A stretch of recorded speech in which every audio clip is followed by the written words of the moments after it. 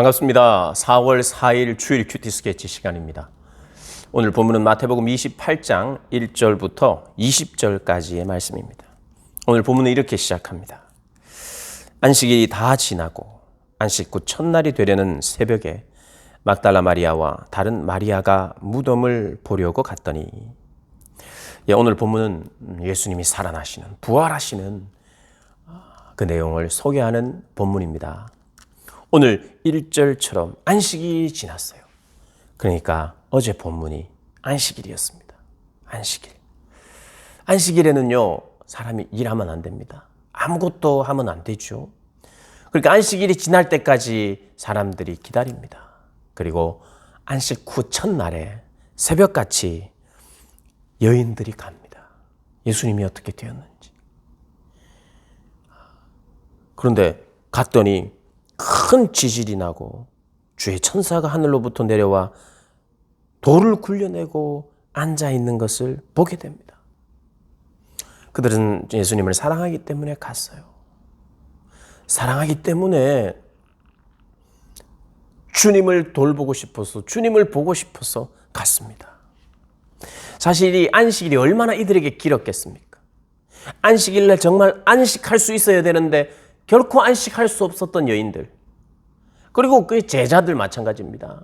예수님을 따랐던 모든 사람들이 안식일이었는데 안식할 수 있었겠습니까? 이날처럼 안식하기 힘든 날이 없었을 거예요.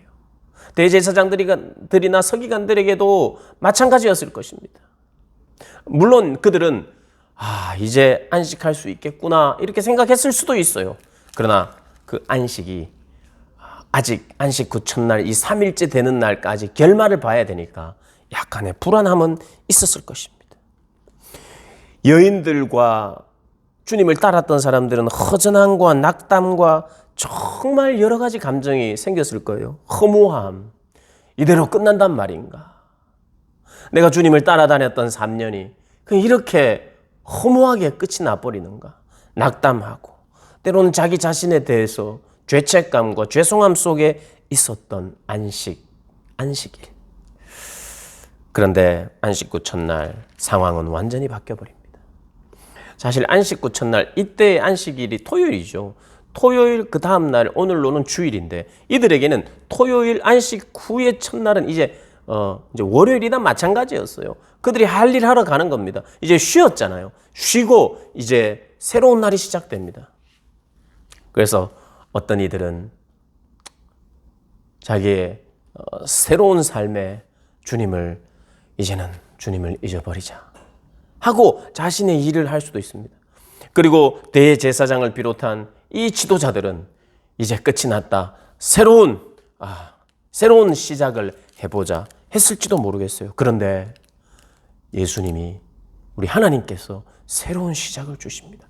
그게 바로 안식 후 첫날이에요. 새로운 날을 맞이하는데 그는 한 번도 경험해보지 못한 새로운 날입니다. 바로 부활의 날이에요. 죽으셨던 그분이 진짜 살아나시고 죄와 사망의 권세를 깨트리고 무덤에서 일어나십니다. 천사가 도왔습니다. 천사가 함께 했습니다. 그것을 이 여인들이 보았습니다.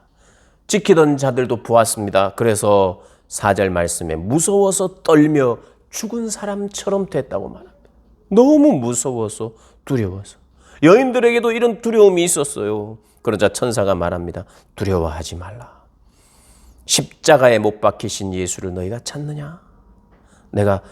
너희가 예수를 찾는 줄 내가 안다. 그런데 그가 여기 계시지 않다. 그는 말씀하신 대로 살아나셨다.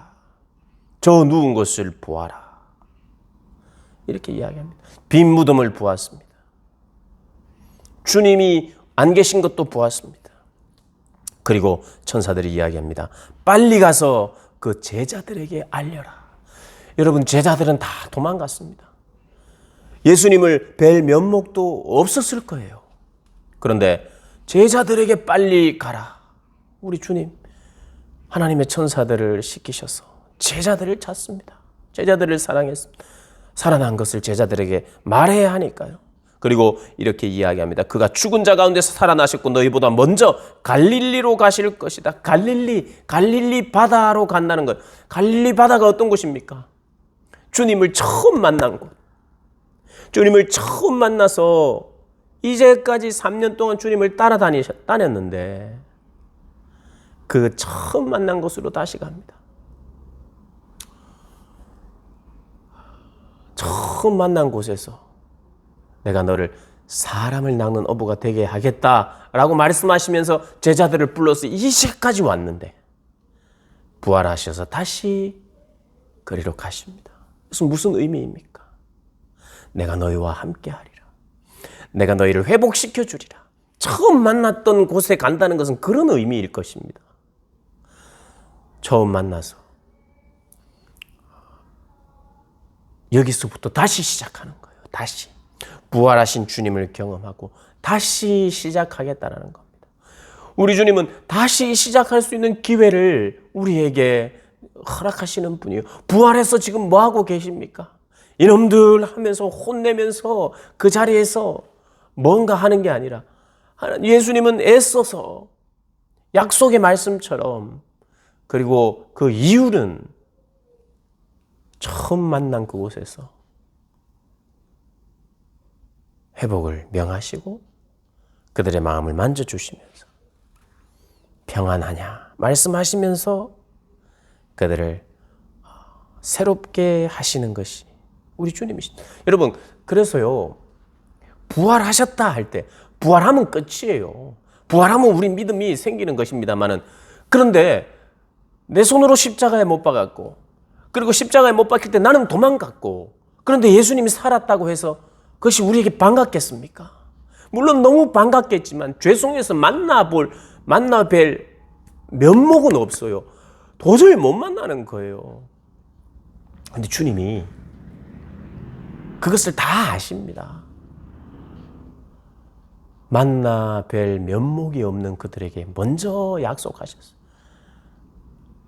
내가 앞서 갈릴리 갈 것이니까 거기서 만나자. 처음 그곳에서 만나자.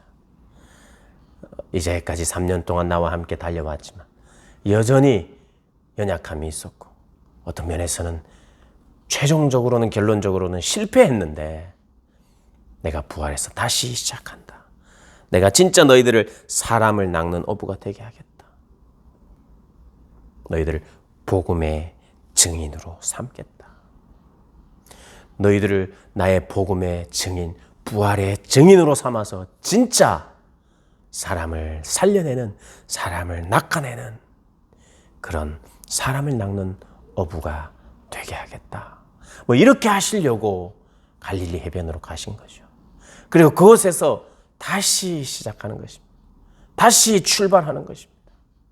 우리에게는 그런 갈릴리가 필요합니다. 다시 출발할 갈릴리.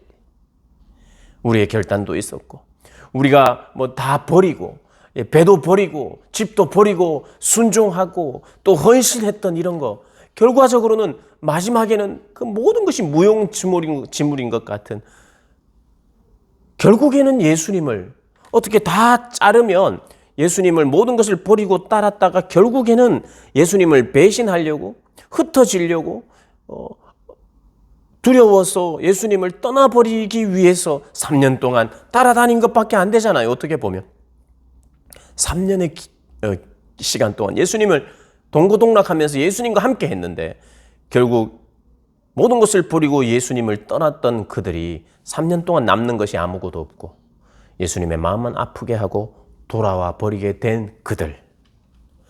여러분 사실 이것은요 우리의 모습이기도 합니다.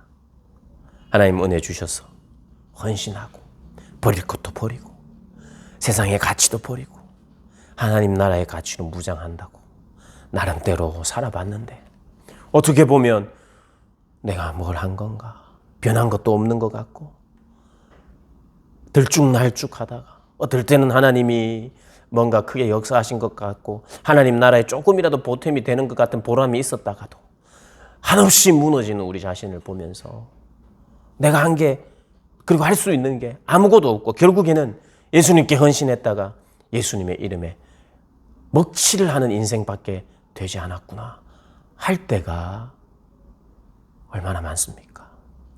그런데 주님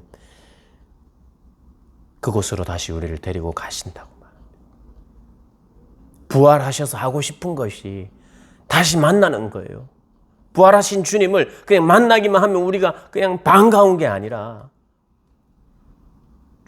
부활하신 주님이 우리를 갈릴리로 먼저 가셔서 우리를 기다리시고 우리를 만나서 치유하시고 또 용서하시고 또 위로하시고 새로운 힘을 주시고 확인시켜 주시는 그 작업하시는 게 이게 부활입니다, 여러분. 이게 부활이에요. 나와 부활이 어떤 관련인가? 사망에서 깨어났다. 이것도 의미가 있지만 그 부활하신 주님, 우리 주님을 섬긴다고 섬겼는데 배반하고 돌아섰던 우리를 향하여 부활하신 주님이 다시 우리에게 찾아오시는 거예요.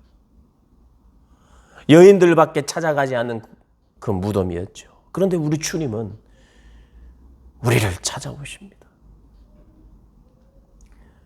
그 부활의 주님을 만나는 것이 이 부활절의 의미일 것입니다. 그 주님 만나서 다시 복음 앞에 다시 주님을 따르겠노라 고백하는 고백 앞으로 나아가시기를 주님의 이름으로 축복합니다.